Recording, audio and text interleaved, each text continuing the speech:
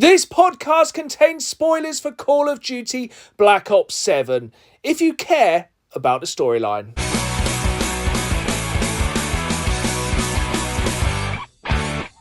My name is Dan. And my name is also Dan. And welcome back to the Dan and Games Man podcast, your fortnightly gaming podcast. And recently we have been playing through the whole of Call of Duty Black Ops 7, so you don't have to. You're welcome. So there will be full spoilers of that game coming up later in the episode. But first things first, other than the obvious, Dan, what have you been playing this past fortnight? Well, to try and balance out the terror that is Call of Duty, been playing much more Battlefield 6, which is a competent shooter. It's so good, isn't it? It's good. I think I mentioned before, I'm not even that big of a Battlefield fan, but this one has just got me. I always have been since Battlefield 1942. Yep, that one on PC in the early 2000s, I want to say. Yeah, this is the best Battlefield we have had in many a year. It is so good. There's so little netcode issues, so little lag, so much fun. I think it's one of the best games I've seen early at launch working this well, which I know shouldn't be like, wow, that's impressive. A game is launched and it works, but it really does work really well. Yeah. Just the dynamic sort of energy to all of the matches as well. Like, even when you're on with a bad team or a bad squad, you can do something because of how you can actually change up and adapt. Yes. And how alive each match feels. You can still go and grief the other team, even if you know you're going to lose. You can be spiteful. I think that's the thing, is because you can basically change exactly what you're doing on a penny. Bosh. You can go, I'm going to frontline assault. I'm going to be an assault class. I'm going to sprint at that objective. Grenade launchers, assault rifles, literally adrenaline. Sprint at that objective and try and take it. You're like, right, that objective is ours now. We've captured it. Now I'm going to switch to the light machine gun, support build, lay down some cover fire, like resupply all my team. Make a wall of death. And then I even found myself playing as recon. Same. Quite often, not with a sniper, because I've always been terrible with a sniper on basically any game. I'm absolute dog eggs at sniping. But using the kind of spotter and the drone is elite. The drone is fantastic. The drone is so good. And yeah, and my main is engineer. Yes. Because I am very anti-tank, or if I'm in a tank, very pro my tank. That's very true. That's good. And yeah, we have finally actually played together on there. Yes. It was great fun. It is way more people. fun with friends, but yeah, I'm really sacrificing sleep at the moment for more Battlefield. Yes. Especially because the day we're recording this, the new California Uprising, or whatever it's called, the new maps and modes dropped today. And I was up early this morning after going to bed late last night for reasons which will become obvious later in this episode. That's why we're on even more energy drinks than normal. And yeah, I've tried the new mode on there. I think it's called Demolition, where basically one squad holds a load of, like, I think ammo crates or supplies, and the other squad has to try and just destroy them. It's very, very good. Yeah. There's a whole new slew of things for Season Pass. Most of them are free as well, which is good. Because nice, obviously there is quite a lot I wouldn't say pay to win, but there's a lot of pay to skin. Excellent. That was a really good one. I like that. Definitely soundbite that one. Put it on an Ed Gein shirt. And yeah, the new map, like, set in downtown LA, is absolutely incredible. Is this the one that has golf carts? It has golf carts, it has mansions, it has swimming pools, it has streets, it has palm trees. It's the biggest map I think they've put so far on Battlefield 6, and nice. It's so good. Like, so many tanks, jeeps, helicopters, Apaches, just no jets, everything but. Nice. I am, back to your previous point about classes, realising how valuable the SOFLAM is for the recon. Just like, I don't like that helicopter. I'm going to paint you for everyone else to blow up. Oh, it's one thing I haven't really used much yet. Like, yeah, we could probably just do a whole hour on Battlefield. It's basically very good. There's also a free trial at the moment where you can play a load of free modes, so that's definitely worth having a look at as well. Yeah, it's peculiar. Noise. Yes, I think there's another thing coming later in December where they are doing a full week of a cut down amount of the multiplayer. So rather than just Red Sec, yes, you can have a crack at full fat Battlefield 6. You'll be able to. Fun. Obviously, you'll always be able to play Red Sec. You can also jump in. I think there's like certain maps, certain modes. Yeah. But yeah, it's very cool. Yes, I think it's definitely going to probably get another load of people jump on. 100%. I mean, if just playing Red Sec for a day made us both go, go on it. Very much. What else have you been playing other than that? I've fallen back into Balatro. Nice. Because I think I went on to download the Vampire Survivors expansion, and then while I was there, I was like, also Balatro? And that was a problem. That was several hours of my evening gone. Yeah, it's very much like, oh, just have a few runs. Oh, it's 3 a.m. Yes.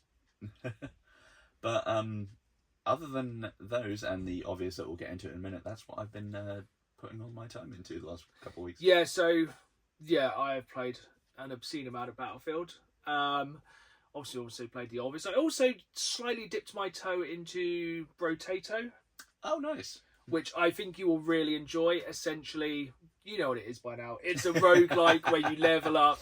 Small area, you basically just move around. But being a potato, he has like 4 or 8 arms. You can have like different guns. Cool. Obviously, being a potato, that's what happens.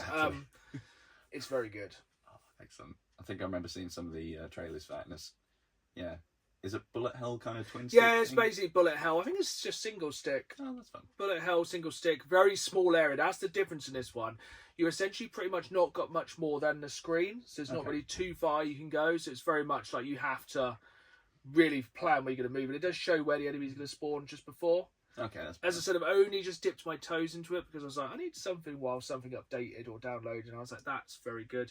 I also completed my something game of the year. Manyth. I think it's like 15th game of the year now. Maybe 16th with Call of Duty Black Ops 7. And that was the casting of Frank Stone. Oh, nice. How did that go? Badly. Oh. Yeah, so for anyone who doesn't know, it's just been added to Games Pass. It is a prequel, I believe, to Dead by Daylight. Sounds right. I've never played Dead by Daylight. I've watched some videos. It looks quite fun. But it's one of those games I think would just give me massive anxiety. 100%.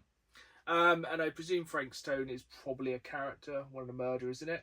I'd imagine. It's kind of classic butterfly effects, couch co-op, for lack of a better word, horror game. It's actually probably one of the shorter ones. I think we managed to finish it in under 6 hours. We did it over 2 evenings. Cool. It was very good. The only weird thing I'd say, I only had 5 characters you could pick from. So basically 2 of us had 2 characters and 1 person had 1. Oh. So if you had 5 people, it'd be perfect. Yeah. But with 3, it made it kind of weird. That is strange. Yeah, it's odd that they had an odd number of characters. Yeah. But yeah, very good. Not quite as... I'd say it's mid for one of those games. Mm-hmm. It's not quite as up there with like The Quarry, which I think was one of the better ones. Yeah. But I wouldn't say it's as bad as like Men and Medan, which I think is one of the worst ones. But I think for the length, because you can quite comfortably finish it in 2 nights, that's why I think it's quite good. Yeah, because I think some of them, like if you get distracted with something else, they're so long that you're like, where the hell am I? And you just get lost in the weeds. Yeah, because we literally finished it in 2 good evenings of play. Because I think I've played something like 8 to 10 hours, and like it's okay if you play with your partner, but if you want to play with a few friends, which I think is way better, because normally you're like, oh no, it's something terrible is going to happen, and it's like, Dan, it's your turn. It's like, it's going to pass that on. And it's like it always does it at the worst times, and there is some brutal. It's probably got, not going to spoil it, but one of the most brutal deaths I've seen in one of those kind of butterfly effect horror games. Nice. It also has some of the most BS ones. Like, some of them literally came out of nowhere, and they are my least favourite. Where it's like, oh, do you remember this thing that happened 5 hours ago? No, it's like, oh, really? There was going to be a quiz after all, I see. Yeah, it's very, very good. If you're a horror fan, it's definitely worth checking out. Nice. And then I think the final thing I've been playing over the past few weeks is the same night we did Casting of Frank Stone, we jumped on, played some Mario Kart 7 on Switch, Mario Kart 8, I don't know. Just the best. It's still great. I just jumped on, we're like, do you know what? Sometimes I think I want to get Switch 2 to play some of these games. Yeah. But then we just jumped on Mario Kart 8, and it's like, oh, it's just great. Yeah. It's absolute time. It's the best Mario Kart. Yeah, I feel like the open world bit would be fun, but like that's probably not why you're going to be playing Mario Kart. So no, we just finished Casting of Frank Stone, played a couple of hours to that. I just haven't been sleeping as much recently. Yeah, same. just more game and less sleep. But moving on to the news, and The Game Awards 2025 nominees are in. Can you guess what has pretty much every single... Actually, let's get to the big one. Game of the Year candidates, because we will be doing our Game of the Year, the only one that matters at the end of 2025. Yeah. Gun to your head now, what would you say is your Game of the Year?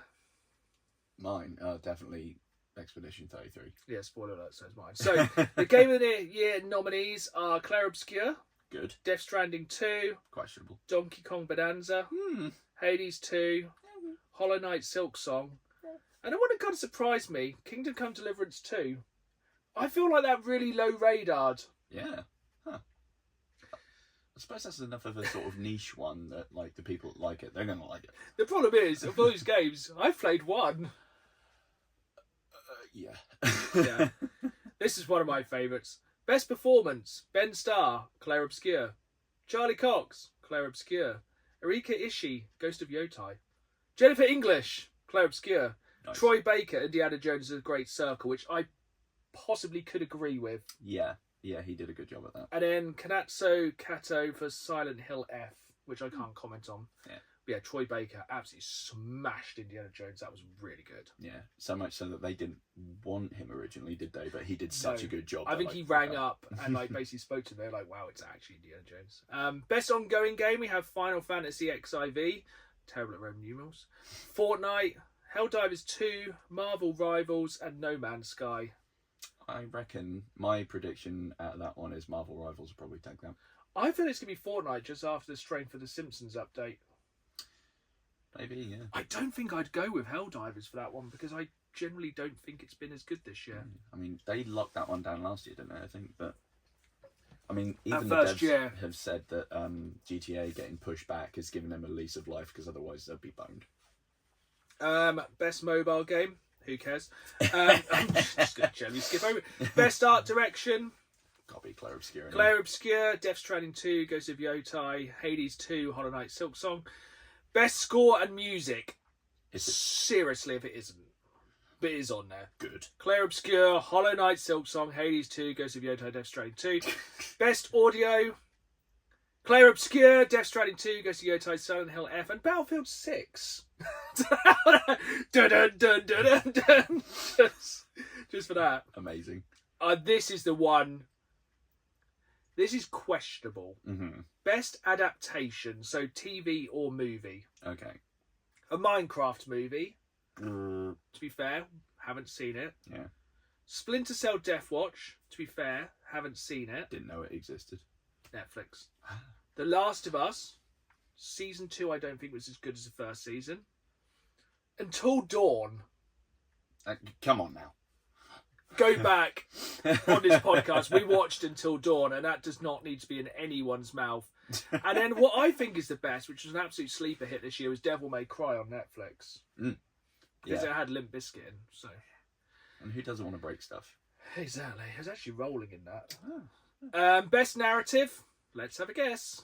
Would it be Clair Obscur, Death Stranding 2, Hollow Knight Silk Song, and something else? No, it's Clair Obscur, Death Stranding 2, Ghost of Yotai, Kingdom Come Deliverance 2, and Silent Hill F. Ah.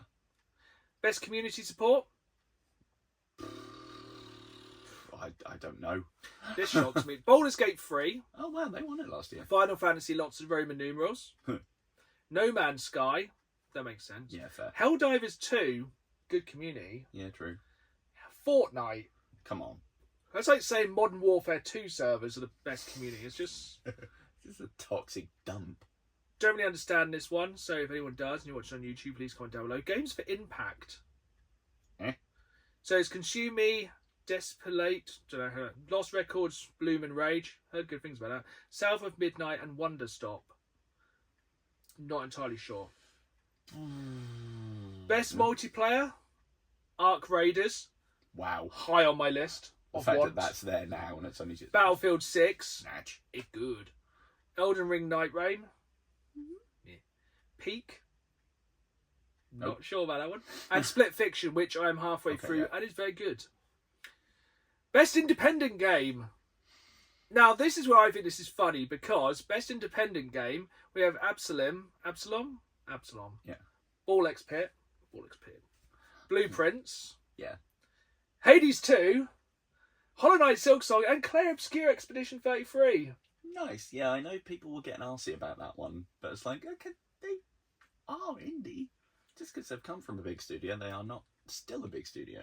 This one has changed since he's been announced. So, best debut indie game, Blueprints. Solid. Clair Obscure Expedition 33. Yeah. Despelot, don't know that one. Dispatch, looks very good. High on my list. Fun. And then the final one in that debut indie game is Megabonk. But since the guy who made Megabonk has come out and said that's not his first game. So yeah, he's passed up on that one.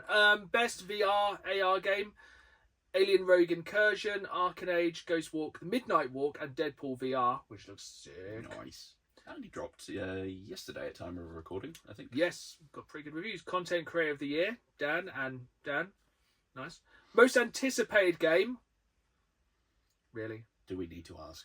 007 First Light, Resident Evil Requiem, The Witcher 4, Marvel's Wolverine, and Grand Theft Auto Roman numerals. What's that one? I bet there's got to be backlash from that if they win now after. They just win it every year for about the next 3 or 4 years. There's true. so many categories. Oh, do you know? Go look it up. There's a heck of a lot of categories, and Clair Obscure's going to win all of them. They better do.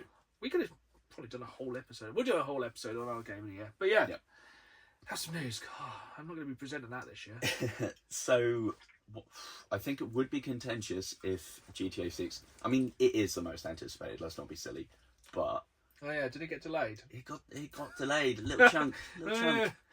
I forgot about that. There's been a lot of news. Pushed back to November next year. But as well as that, they are under fire because they fired a load of staff, and they said it was because they'd done naughties. But it now turns out that the people that were fired, they were all unionising and then were canned off. Yeah. Not allowed to do that. Can't be union busting. No, it's not like the 1900s anymore. No. So they are getting legally paddled, as they should. I wonder if that's anything to do with their delay. Hmm.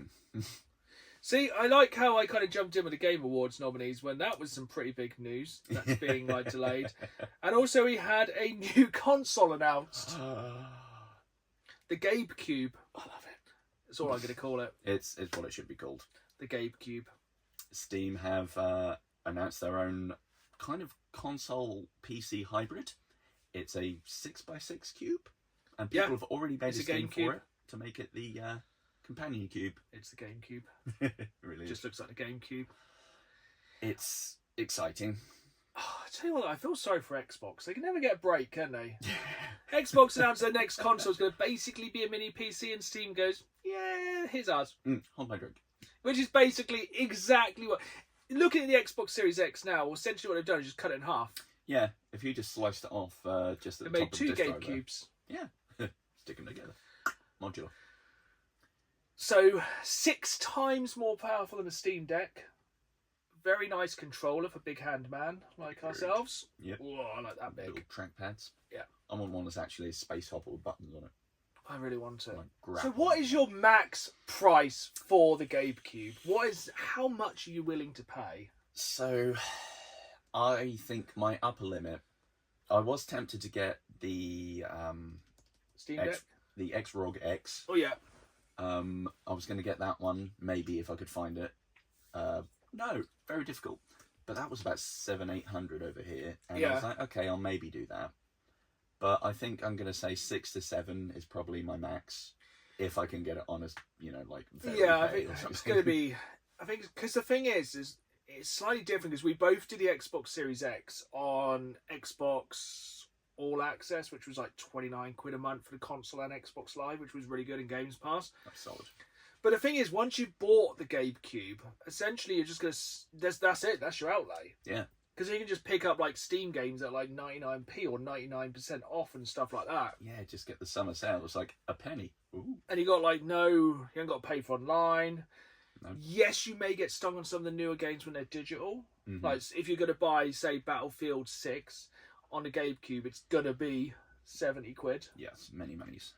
But I think it's going to be interesting. I think it's going to become a very big contender if they do it right. And if the big rumour in the industry at the minute is they're saying Valve still have big news. If they release Half-Life 3 on that as a launch title... Are they going to do it at this stage? It's been so long. But... I half wonder if they're going to jump in that GTA-sized hole and just drop it. Holy hell, that would be actually so cool. Imagine that coming out of nowhere when it's just become vaporware. Yeah. And just have the absolute killer app. To be honest, even if they released Half-Life Alyx... Oh yeah, because they also released a VR headset. Steam frame. Yes. Wireless. Nice. Amazing. So, stuff I've seen, I think some insiders at like Valve and Steam are like, we want to make it accessible. If it goes north of 500 quid or $500, that's probably quid. It's effectively the same. Yeah, anyway. just the same now. It would start to make it a bit dicey and would price people out. So they want to try and keep it sub 4, which sounds impossible. I tell you what, if they underprice the PS5 and the Xbox Series X... I mean, that's what they think, because, I mean, that just got another price rise of PS5 because of tariff. Because don't forget, you got the 512 and the 512 gig and 2 terabyte models. Yeah. So it's... If they can keep it, like, sub 4, sub 500... It's going to be obliterate things. Yeah. And then some other sort of industry experts are saying, they're predicting about 1,200. It's like, don't do that. No, because at that point, you're probably just going to make your own PC. Yeah, I would. And I can put funny lights on it. Yeah, put more lights. All the lights. Water cooling. But yeah, that's very exciting. Slightly less exciting news. Well, sounds exciting. Sony have announced 2 new games. 2? We have a new Ratchet and Clank game and a new Horizon game. Oh, is this the multiplayer one or an actual Horizon? No, they're both multiplayer mobile games. Dark Lords. So Ratchet and Clank, Ratchet and Clank Bits is a mobile arena brawler. Or it's called Ranger Rumble. I literally lost interest halfway through that. The other one is Horizon Steel Frontiers, an MMORPG, whatever. Set in the Horizon universe for mobiles. It's basically Monster Hunter, but with more emphasis on blades. Okay. It's coming to PC and mobile and not PlayStation. Because Sony. And also we had another Kirby Air Riders trailer. They are really plugging that hard. It's mad how much we've said about that. Hey kids, it's Kirby. What? They're like so desperate to tell everyone it's back, but like no one really cares. But yeah. I think they were probably just like, here's a new Kirby trailer because, by the way, the new Pokemon game, you know, the weird Pokemon farm game, is going to be a digital download on the cart. Love so it's going to be a key card where you can basically then download it. After Nintendo said none of their first party games will ever do that. So they were like, here, have a Kirby Air Riders trailer. Oh, that's wonderful. But I love when companies do that. It's like, oh yeah, we'll never do that. It's like 2022, they were like, we want to move away and we're going to move away from the yearly model of Call of Duty. It's been 3 since that. Yeah, it's gone well. But have you got any more news before I go into my big news that most people probably missed? So I have one weird one and one cool one. Let's go weird. Let's carry it on. GameStop, they are clearly crying for help. December 6th will be their Trade Anything Day. Yeah. Where you can trade in anything for store credit, nearly. As long as it fits in a 20 by 20 by 20 box. And it's not from a small list of prohibited things like weapons, drugs, dead animals. Taxidermy will be allowed. Just not roadkill. Did you read the small print that says it's going to be, you get $5 in-store credit wherever you trade in? Just grandma's ashes. I think you can trade in like a match and they'll give you $5. I guess it's just a genuine way to try and get people in-store, which I get. I forgot they even existed. I thought they'd closed, to be honest. I think they just sell Funkos now. That's fair. What was your cool news? That would be that... cool news. Cool news. Unless you've got epilepsy or eyes, because... Yes, I know exactly. I can guess exactly what this is. Vampire Survivors. Time for the fortnightly Vampire Survivors news. Guess what mode they're getting? It's a VR mode. Why? It's baffling to me. Just look. It's gonna be. I'm going to play it because I love Vampire Survivors, but holy hell, that is going to be painful. Oh, it looks extreme. Do you want all of the particle effects this far from your eyes? Go for it. Help me. I'm going to turn out like that guy from Raiders of the Lost Ark. My face is just going to melt. Oh, it looks incredible. It's good, though. So, I think a lot of people probably missed this. Sony had another State of Play. Oh, yeah. But it was the Japanese one. It's a Japanese State of Play. I'm going to fly through a load of these because we need some time to discuss Call of Duty Black Ops 7. So, first thing they did was Dragon Quest 7 Reimagined. It looks weird. They look like anime Funko Pops. Don't like it. Then there's a new horror game called Broken Law Unfollowed. That looks so good. It looks really creepy. Like, I think you're stuck in a house and it looks really good. Definitely check out the trailer for that one. Then I think that's a remake, and then a new game for that series is Broken Law Ascend, which is basically a group of people trying to climb a radio tower for like a social media stunt, but I think it's like haunted. That looks really good as well. There could be some really good moments for just jump scares as something clambers up next to you or something. Yeah, or just tries to pull you off. And then we had Fatal Frame 2 Crimson Butterfly Remake. Yeah, that came out nowhere. Which is a cool horror game where you catch ghosts with a camera. I like it. I think that was on the Wii U or the PS2. It's a very expensive game, so a remake is good. Somehow then they announced that 100 million units of Gran Turismo have sold. I don't know if that's total. They really weren't kind of being... It might have been since the franchise started, but basically they're releasing a power pack which includes 24-hour races. So you can play Gran Turismo for 24 hours. Why? And then what is that thing? One of the weird news, Sonic stages are coming to Pac-Man World 2. Yeah, I saw that and thought it was another thing from Sonic Racing Worlds, and then I had to properly reread it. I was like, oh, what? I guess maybe that was the payoff with Namco and Sega. They're like, yeah, can we have Sonic and Pac-Man? They're like, well, yeah, if we can have Pac-Man and Sonic Racing. I guess that's how it must have gone out. However disturbing you think Pac-Man wearing a Sonic head would be, dial it up by about 10. Yeah, it's weird. Proper weird. BlazBlue Entropy Effect X. Looks like a cool side-scrolling anime beat 'em up. That looks cool. Very Streets of Rage. Very good. Like the look of that.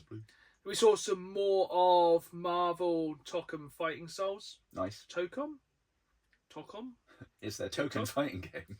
And there's also a closed beta coming December 5th to 7th, which I have signed up for. Nice. You can sign up online. If you have PlayStation Plus, you can sign up online. Google it.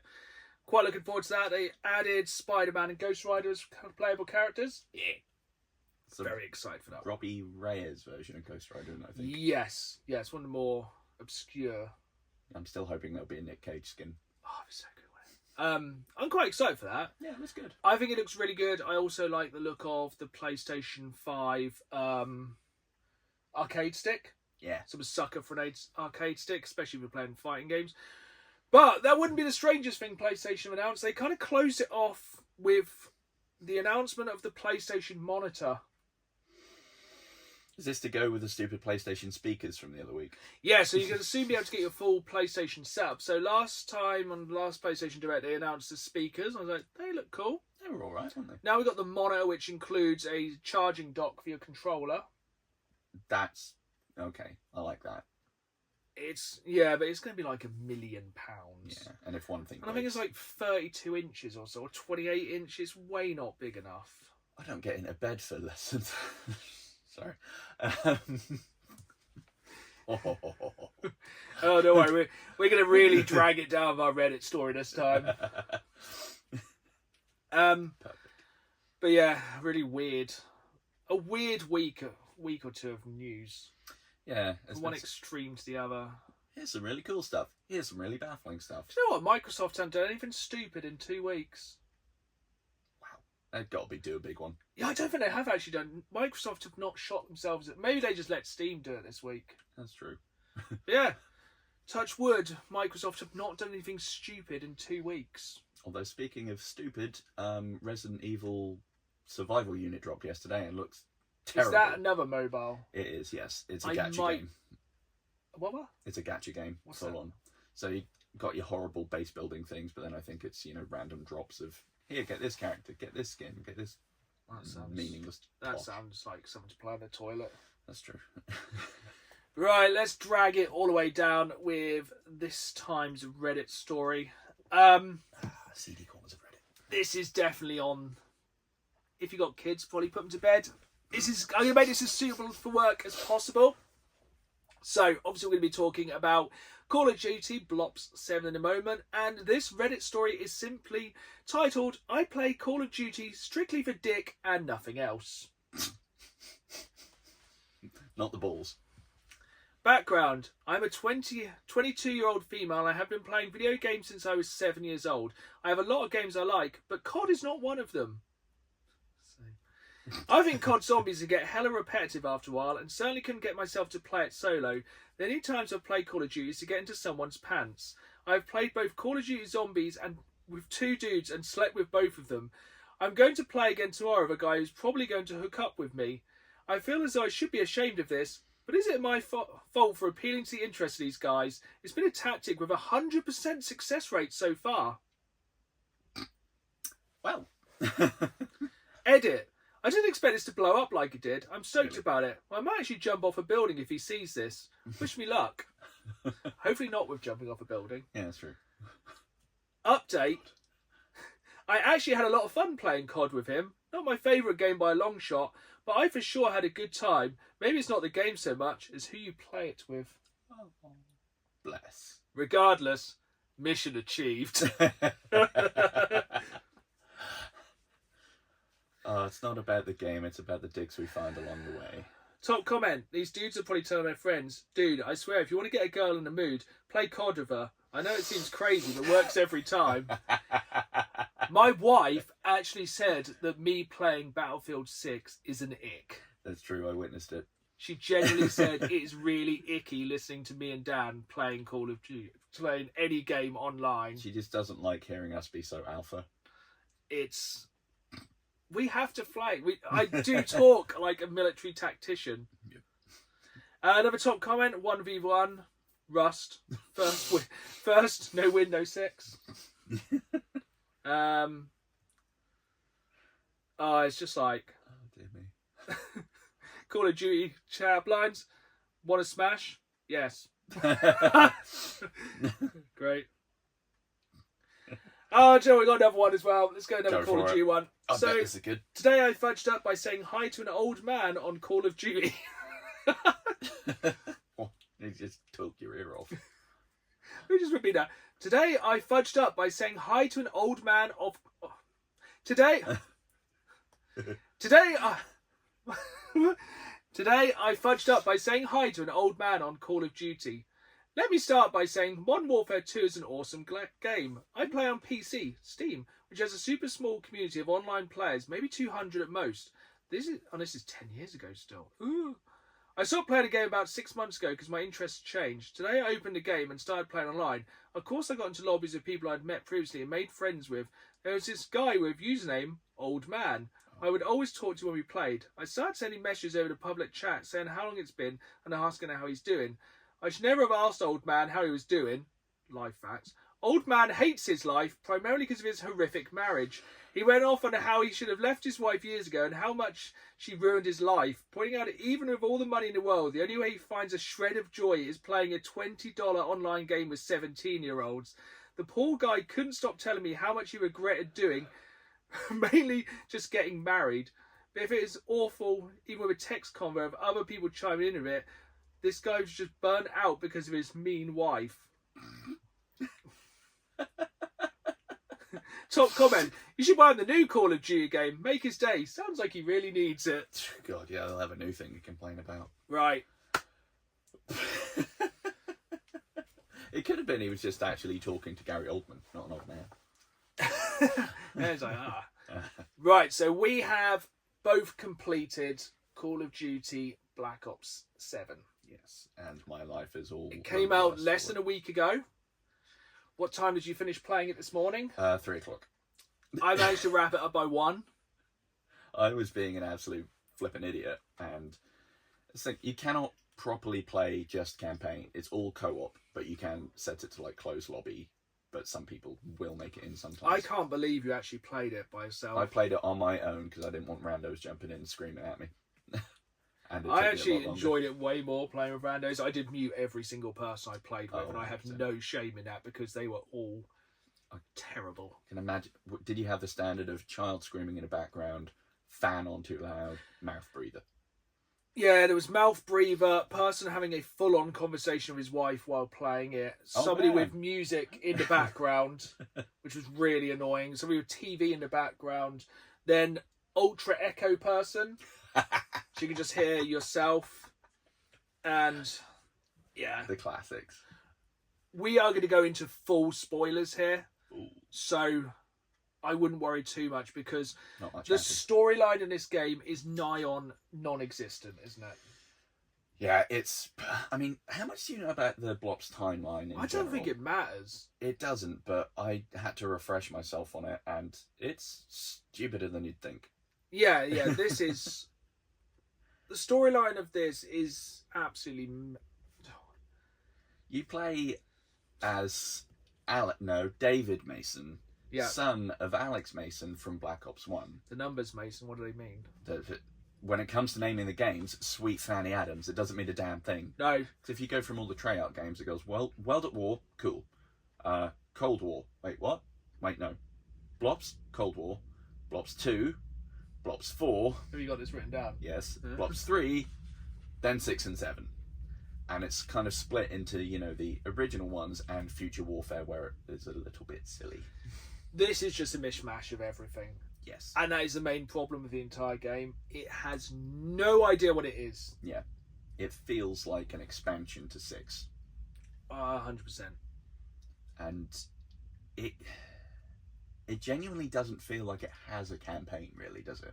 No, it's just a series of slightly linked events. Kind of Destiny 2 Call of Duty edition. We're going to kind of break down each level, then I will basically say what's wrong with it at the end, in my personal opinion. So the first level is kind of normal. You're trying to break into a chemical plant to blow it up. Sorry. And you basically, it's very much normal Call of Duty, isn't it? Yeah, you break into the chemical plant, you drop some one-liners, you're going through the plant, it's 4-player co-op if you're knocked down. There's 4 of you just going through. It's just a normal campaign. But I did find straight away, I felt the guns felt pretty weak. Yeah. Oh, 100%. And didn't feel like they were actually... I didn't feel like I was carrying like a big gun. It didn't feel like... And the enemy's like, They don't seem to be that concerned of being shot. And some of the enemies take a lot of bullets. Yeah, even point blank towards the end of the game when you've upgraded the guns. It's like, 2/3 of a clip. So this is one of the main things with the game. You're, for better or worse, probably for better, but you're leveling up and everything goes across every mode. It goes across the co-op campaign, the zombies, and the online multiplayer. So you can basically use all the guns throughout and they will level up. But when you first start, they are like pea shooters, aren't they? Yeah, they're just planking off things. It's like, oh, cool. I'm sure I hope that annoyed him. Yeah, and you can get down pretty easily in this game, I found. Oh, 100%. And if you're playing on your own, that's a problem. Yeah, that's what I mean, because I got downed quite a lot. There's some sniper units, and they are proper douchey. Yes. That boss fight one. Ugh. Yeah, we'll get on to that. I like the needle drone. Needle drone is cool. That's cool. Some of the gadgets, very cool. Like, there are some fun elements they chuck in, which is nice. Like another drone one, the little tower you can get that looks like a plate dispenser, and it just spits out explosive drones. That's really cool. I like that. We're not going to just fully rag on the game. There is things we like. Oh, 100%. But the end of that first level where you fall into the train, it's like, oh no, I hope we don't get locked in this room and they release a noxious gas. Oh no, they did. Who could have seen this coming? And also the gas effect. So the main thing about this game is the fear gas, which they introduced in Black Ops 6 in that really good level. It's the main plot thing of this game, and it's really annoying. I can't figure out whether that level in 6 was a proving ground. They're like, we're going to see how this goes because they had this planned, or because it was such out of left field and people were like, at the time, hey, this is really cool, there's this wacky level, they'll like double down. That's all we need. Yeah. Absolute cinema. That's how I feel I've done. I think I've gone, right, people like this one thing. 100% that. Nothing but that. Because then, running out of that chemical plant, annoying as hell. Because everyone's going, ooh, and you're like, oh, this is annoying. Yeah.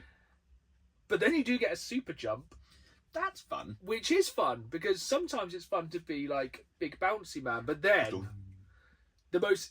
probably the second most infamous thing that everyone has seen from Blop 7 is the stupid machete boss.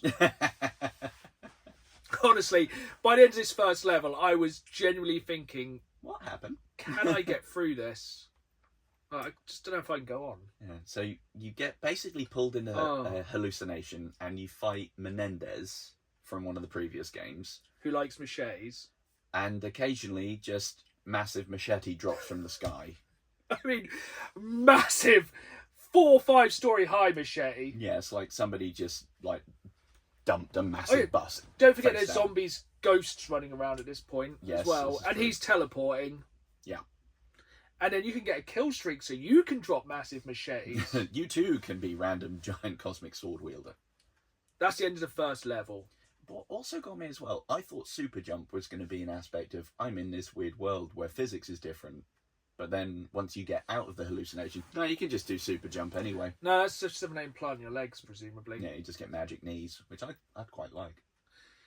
So then I think by the end of that level, don't they release the gas over Avalon, which is basically the setting for most of the game, sometimes perhaps, which is essentially a new Warzone level, because that'll be coming. Essentially this is Warzone, but with slight levels. Then you go on the second level of 11, I think there is. Yes. So we're the only people in Avalon who seemingly survive. My game also glitched at this point, so I had to reload. Lovely. And then you spawn in a cave, and then you can get a boat. Yeah. Which has a horn.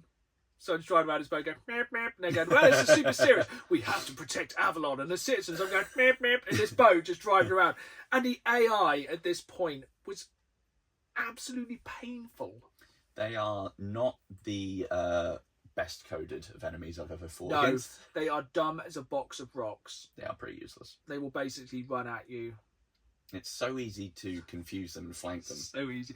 Except the ones with shields. Oh, they can get in the bin. Even if you like put C4 down and they walk past it so the C4's behind them, the shield effect is still active. It's absolute nonsense. Jokes. So this is the kind of first level where basically just dropped into a bit of the Warzone map, told to do something. You do get a wingsuit, which is quite cool. Yeah. Then you have to follow a VTOL, but because I was playing with 4 other people, one of them just absolutely went ham towards the objective, and I missed all the fun. Did you at any point outside of that mission decide to just grapple hook onto a VTOL? Because you can still do it. Yeah, it's quite a laugh. Yeah, Whee! Movement in the game's quite fun. Yeah, actually, I like just I was going to say the grappling hook is fantastic. Then you go to the jungle. Yes, and another horrible PTSD flashback. And then there's you're in a nightmare. There's zombie spiders and shipping containers. And then you fight for the 3rd worst boss of the game. Is that Plant Dad? Yeah, it's a big plant. Oh wait, no, that's not Dad. That's Woods. It's the previously dead Agent Woods, or whatever his Who's name now is. a big tree. Yeah, something. It full on gives Resident Evil vibes. Yeah, that was pretty painful. It's one of definitely the low points of the game. It's basically just fight like a big tree, and it's like, oh, it's like a poison ivy plant, and it opens up, and you shoot it, and you're like, oh, it reminds me of what's his face, Little Lord Fauntleroy from Resi 4.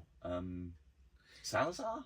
Yeah, one? When he jumps into the plant mouth, and then he's like, that was proper balls. It was so stupid. And then you go back to the Warzone map, wander around for a bit, do some more shenanigans, and then you have a really painful sniper battle. Yes. With somebody from Blops. I can't remember what their name was. They all got awful names. Yeah, but she can mark you randomly. And she can mark you, and you have to basically a running theme. The boss battles in this game are not fun. I don't think. No, they are stupid. They're one of the weakest points, to be honest. But then it does go to the strongest point of the game, in my personal opinion. I'm trying to remember the order of it. You go to Japan. Okay, yeah, that one was good. This level is actually really good. If you can like find somebody who's already played through these first 4 or 5 levels, when you go to Japan, that level is really good. I love the rooftop bit. Yeah, so basically you start proper Call of Duty. You go to 4 totally separate characters who've got nothing to do with the rest of the game.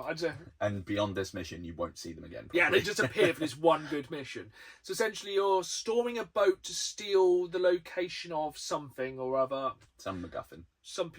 The storyline is so loose. And yeah, basically you go on a boat, you can do it all Black Ops style, you can sneak on, it's really cool.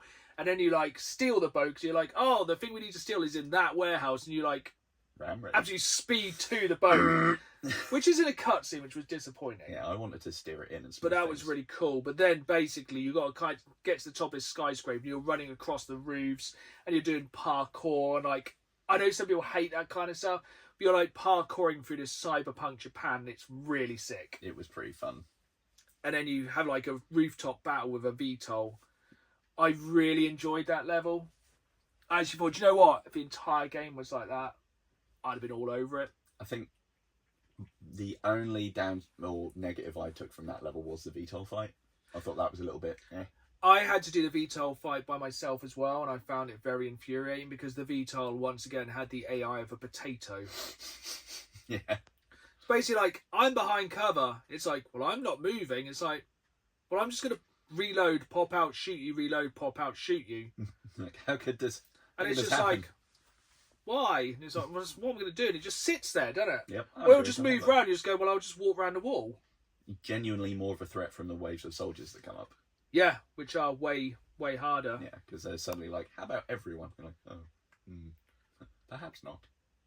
Yeah, so then that level. Then we go on to the weird Colosseum level. Which was pretty cool. Yeah, I didn't mind that one. So that was the best open war zone level, I would say. Basically, you go to a Colosseum where there's a rock concert on, which is really where I thought they were going to drop the Metallica. Yeah, I thought that'd be trailer. something. I thought it'd be some music. That'd have been cool. There wasn't. There was a lot of snipers. Yes, that was less than cool. And then you basically... it's a really short mission now. And it's like, you basically literally walk to a Colosseum, walk through it, then hold off against a load of enemies. Yeah. But you get some cool, like, kill streaks there. Like, did you get the turret? The big minigun turret you could, like, that's yeah, really good. I love that. That was cool. So basically that was like, that gave me Extraction Helldivers like vibes, where basically just waves of enemies, 4 of you holding up, reviving each other, jumping around, running around. Yep. Real desperation. That was cool. The big rocket launcher railgun thing. So anytime a VTOL came in, I'm like, no. Yeah, it's basically trying to steal land-to-air rockets. You can shoot down a stupid little UAV drone. A drone, which then you can find out the location of something or other. Well, you can after you have another drug flashback, and despite the fact you've just shot the drone down, you're then in twisted LA roadways system thing. Now, on paper, this sounds awful, but then it turns into Call of Duty Only Up. Yeah, it's true. Basically, the roads are so twisted now, you have to climb up broke down cars to like climb upwards through. It's kind of cool. Yeah, you get like vertical sections of highway, and you're like, okay. How did you get on with the bit where you have to drive? There's basically a road about 45 degrees. There's cars coming down it. You have to run up the road and play Frogger. Yeah, Call of Duty Frogger was not on my bingo card. There was this one person in our group of 4. They could not get it. And when you get to the top of that section, you have to get everyone in a checkpoint section before you move on. And they could not do it. I'd have been the timing was quite difficult, but there's nothing. I think it took me 4 goes. I got right to the end like several times, and it's like gets harder near the end as well, doesn't it? Hey, it was rude. Then I think it goes back to another terrible mission where you basically go to like a building and you kill loads of zombies on the roof. Yeah, that was like a 15-minute level. It was just rubbish. Some of the bits where they shoehorn the zombies in are really just too much. Yeah, it's like, oh, we need some enemies. Zombies? Like, zombies. So cool. Then we go to the Gulag. The Gulag. Quite liked that mission. I did as well, to be honest. Basically going to find Old Man Mason. Yes. Basically go to a Gulag. It's full of spiders, which is a very big theme of this game for some reason. Yep. Ghost spiders. They love them. I think the theory is you were going to sneak through there. I managed to actually get the bonus little achievement for getting all the way through the first section without getting spotted. Oh, my squad had no ambition of that at all. And I managed to find a pistol really early. Yeah, same. Which is, I don't think, yeah. So I just basically shot through there. That was quite a cool mission, though. Basically, you have to, like... suppose it's based... Every kind of weird trip, I think, is based on someone's fears, issues. Yeah. So I think that was, like, David Mason's early fears and memories of his father. You go to his cabin, which was kind of cool because it turns into another wave shooter, Mm-hmm. which is pretty good. I did like the turnaround after that point because it's a really twee bit where you have to protect like the memory David has of his dad. Yeah. And his memory is sentient in there. It doesn't make a great deal of sense. And then all of the zombies, once like memory dad is like, I have power, he takes over the zombies and they become like friendly and then you storm against. Storm the gulag. It doesn't make but it was fun. It got the bit, was it with pretend Reznov, because he was not real in the end, when they're pushing the trucks up for cover to get storm the machine gun nests. I just absolutely dicked past that. I just ran past. I was like, hooray! I just missed the entire bit. Yeah, that bit made so little sense. I actually quite enjoyed that bit. It's like, hooray! Storm the gulag of a load of zombies, and you're running like through the mines. It was kind of cool. That was fun. I think by this point it was about 12 at night, and I was like, you know what? I was going with it. Power through. I have things to do.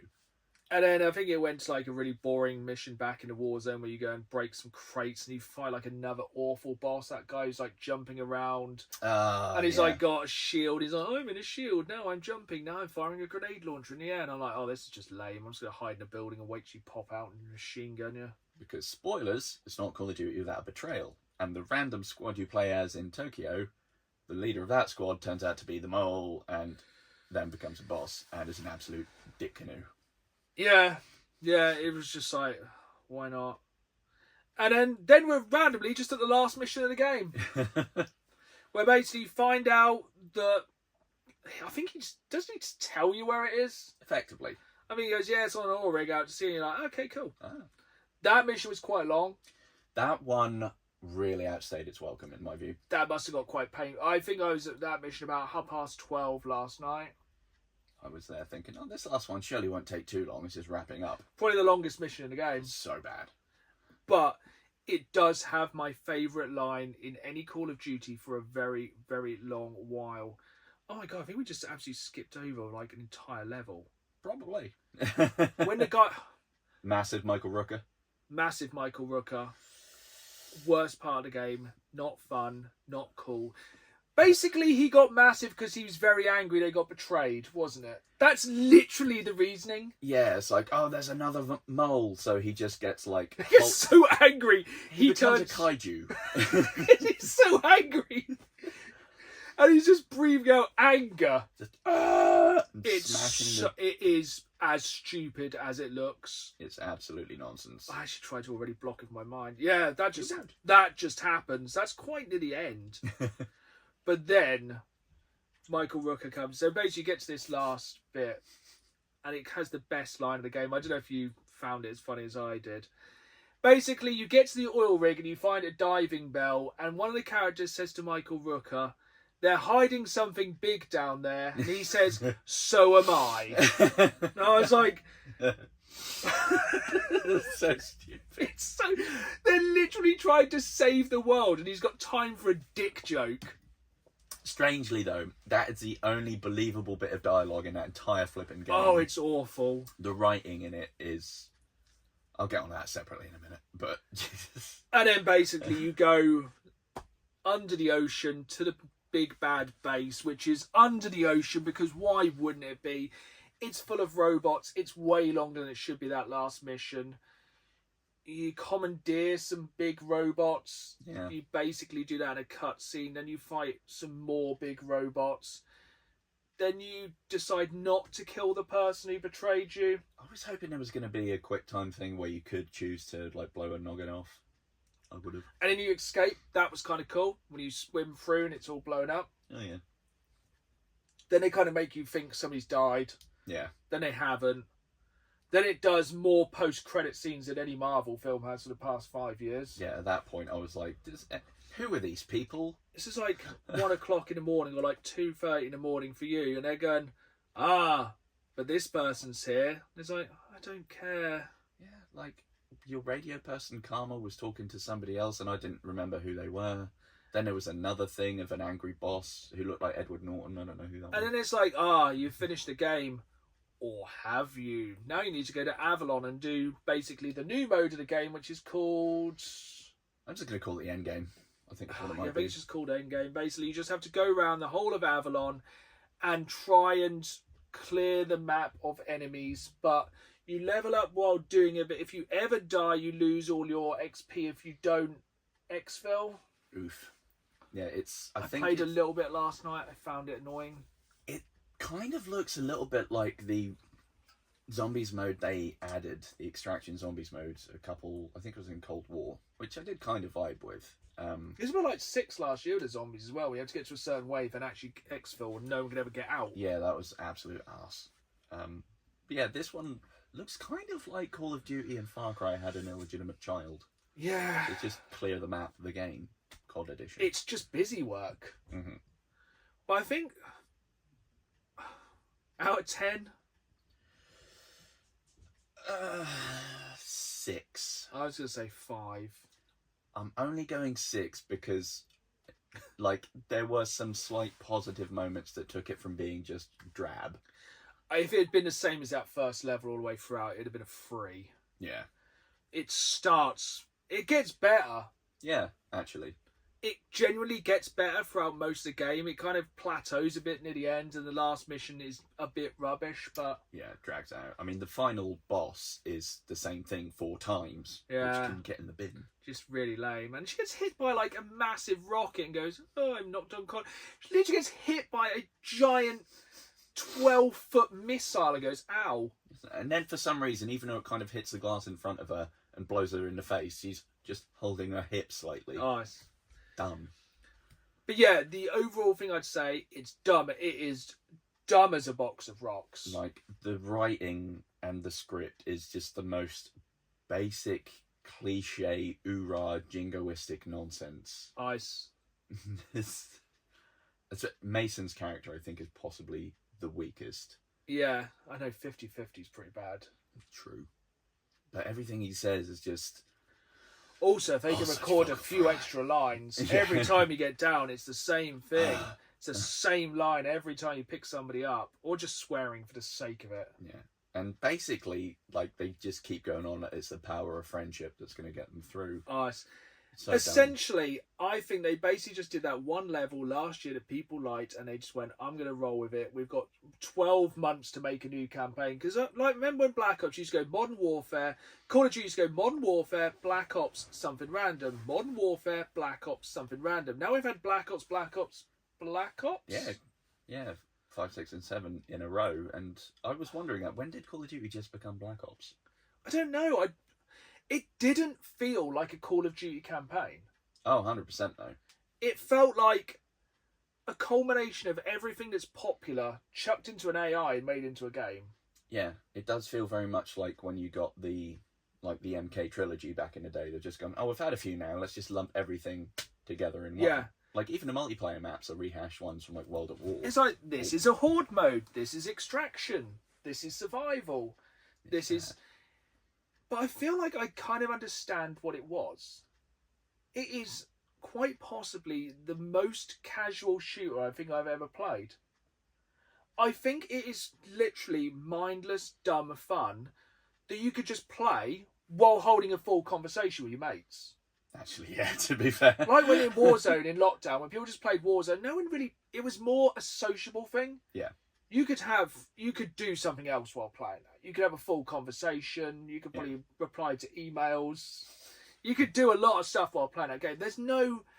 You're not going to, like, have to go away and really look into the deeper meaning of that game. No, there's barely a surface meaning to that game. And I think if you're the kind of person who just wants to play games more sociably and is something to kind of hang out with your mates and just kind of chat, shoot while playing something...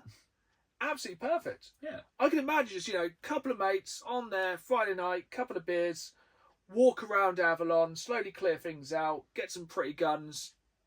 I tell you what, there's one thing now I cannot abide in that game, and that's some of the use of AI in that game is shocking.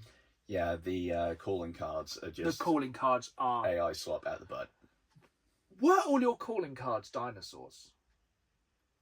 A lot of them. Yeah, I just didn't know if it was just like, Dan, you like dinosaurs. Here's all the cards. Yeah, it was... Yeah, I just think it's one of the dumbest down games I've ever played in my entire life. And it does not... All I could think all the while playing it is I'd so much rather be playing Battlefield. Yep. It's all I wanted to do this week is play Battlefield. And for you listeners and viewers, we played through it. If I paid 70 quid for that game, oh man. Annoyed. I would be devastated if I paid 70 quid for that game. Yeah. I mean, if you really want the yearly multiplayer experience thing, fine. I did, because you can choose what to install, at least on Xbox at the start. I didn't even bother with the multiplayer because I have no interest in playing that. But the story doesn't make any sense in terms of like the hallucinations. If they were just like knocked out or something and having a shared thing because of their link, cool. But it's very much treated as they're still up to something. Because they usually end up somewhere completely different from where they started their drug trip. It's like, have you just wandered through and massacred a load of innocent bystanders? Yeah, but you don't really ever see any alive bystanders. It's a very good point. A lot of corpses. A lot of empty towns with just a few robots and VTOLs. Yeah, it doesn't make a lot of sense. Not even at all. By all means, try it yourself. You might enjoy it, but... It's effectively, as a series, I think they need to take a break. And reportedly, the next one's going to be Modern Warfare 4. But it's kind of gotten bloated under its own thing. It just didn't feel even remotely like a Call of Duty game. It felt like just a culmination of everything that's cool slapped into a game. Yeah. Why do you have all of these ultra abilities? That's not COD. What's this? Go away. It has been more and more COD. Yeah, but sadly. I don't know. It's a no from me. Yes. Won't be queuing up to play Black Ops 8. Hell no. But right, to close off this episode on a high, we have some questions for you listeners and viewers. So the first one is from Forever Arcade. What is your favourite song from a game? Theirs is the theme song from Golden Axe. Oh, that's a good one. One that comes to my head, already hummed it this episode, and that is the Chemical Plant Zone. Yeah, Sonic had some back. I think it's probably going to be something Mega Drive based. Yeah. I think my top three would be that, Vampire Killer from Castlevania, and it'd either be another Sonic one or possibly, I think, On the Beach from Streets of Rage 2. Yeah, I think I know exactly. I think Smooth Something from Outrun is very, very good. That's a very, very good one. All I can think of is a Battlefield theme now. Dun, dun, dun, dun, dun, dun, dun, dun. So that's all that's been in my head recently. Vampire Survivors has some real bops. Actually, yeah.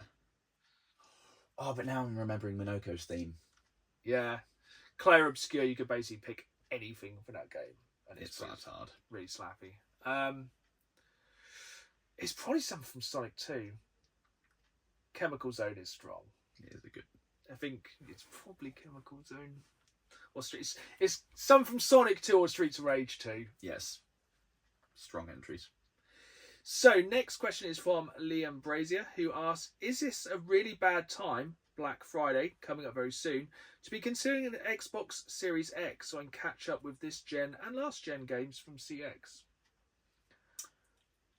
I would say this has two parts.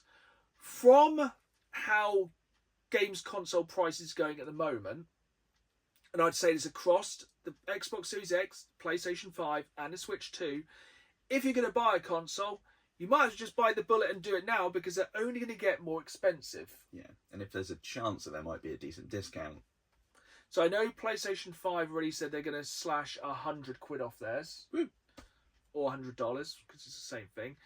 And the thing is, a lot of physical games at the moment for the Xbox Series X and the Xbox One are so incredibly cheap. Not really understanding why physicals are so much cheaper than digital these days, but whatever. No. Like, if you haven't played Xbox One and Xbox Series X, you have well, you can buy any Call of Duty Yeah. for like a £5 if you want to hammer the campaign. You've got most of the Gears of War games of the past few years. You've got the old Forza games, Halo Infinite, many kind of third-party games that have been released in the Xbox Series X, which are super cheap. Yeah. I think it's a great time to jump in. I'd say so. And then also you kind of got stuff to look forward to next year. Yeah, you can kind of hit the ground running rather than if you'd have gotten things at launch, then maybe. Normally the thing I tend to do is I play a game on Games Pass. Mm-hmm. If I enjoy it, I'll buy it digitally, physically. Sometimes I also buy it digitally in the case of Vampire Survivors, stuff like that, in case they ever remove it. Yeah. But yeah, I think like the only caveat I'd say is if you're going to get Games Pass and you haven't played anything this year, absolute bargain. Oh, yes. But it does look like we're going into a bit of a drought early next year on Games Pass, and I think we'll both be on the fence as to whether we carry it on. I'll take a little pause. Yeah, I think I might take a pause for the course. But yeah, I think it's a great time to buy the Xbox Series X. It's probably only going to get more expensive. And yeah, you might as well get ready for GTA, really. Yeah. And our final question this time comes from Krish17625. Let's open a big kettle of fish here. Is that the phrase? I suppose. Can of worms. Can of fish worms. Kind of fishy worms. Fishing your worms. What game do you think is overrated? Oh, danger zones here. See, we can say anything we like, so most people might have not been listening this far. That's true. I'm gonna. Oh God. Disco Elysium. Ooh, really? Yeah. I've heard so many good things, and then I played it, and like, if I wanted to just be depressed, I'd not be playing games. I mean, I'd exist. It's that, or to be honest, anything Zelda. Hot takes. Shots fired. You can still hear the end. I'm going to take the easy shot now, which is Call of Duty. Mm-hmm. Because, seriously, that was... Physical sales of 7, down 61%.